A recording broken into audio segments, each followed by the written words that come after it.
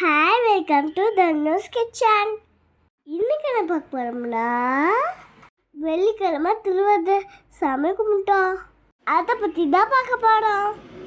திருவாதிரைக்கு குழம்பு ரெடி பண்ணுறதுக்காக தான் குழம்பு ரெடி பண்ணிட்டு இருக்காங்க. பாத்தாவும் அம்மாவும் 21 காய் போட்டு செய்கிறாங்க.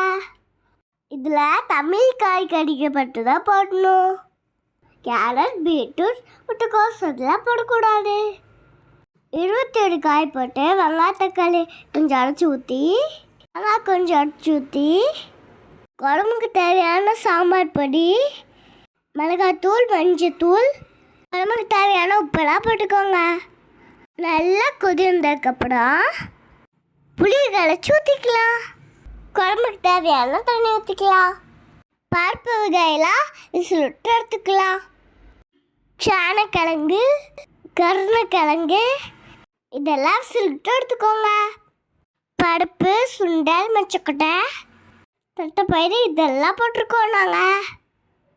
இப்போ இது எல்லாத்தையும் எடுத்து குழம்புல கொட்டிக்கலாம். கடைசியாக தாளிச்சு கொட்டினா குழம்பு ரெடி. ஒரு தாளிப்பு கொடுத்துடலாம். அதுக்கு பரிசட்டியில் எண்ணெய் ஊற்றி கடுகு, சீரகம், வரமிளகா, கருவேப்பிலை, கொஞ்சமாக வெங்காயம் இதெல்லாம் போட்டு தாளிச்சு ஊற்றிக்கோங்க. குழம்புல வெந்தயத்தூள், பெருங்காயத்தூள் சேர்த்துக்கோங்க. அதில் டேஸ்டியான திருவாதிரை குழம்பு ரெடி. இது ரெடி பண்ணதுக்கப்புறம் திருவாதிரை களியும் செஞ்சாங்க. பச்சரிசியில் கொழுக்கட்டையும் செஞ்சாங்க. எல்லாம் ரெடி பண்ணிவிட்டு சாமி கும்பிட ஸ்டார்ட் பண்ணிட்டோம். 5 எல்லாம் போட்டு செஞ்சு வச்சதில் எடுத்து வச்சு சிவனை நினச்சி கும்பிட்டோம். எங்கள் வீட்டுக்கு நிறைய லேடிஸ்லாம் வந்தாங்க.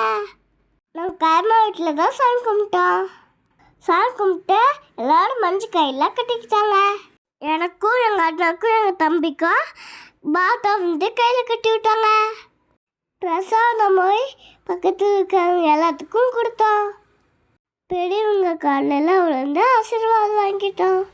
அவ்வளோதான். பாய். தேங்க்ஸ் ஃபார் வாட்சிங்.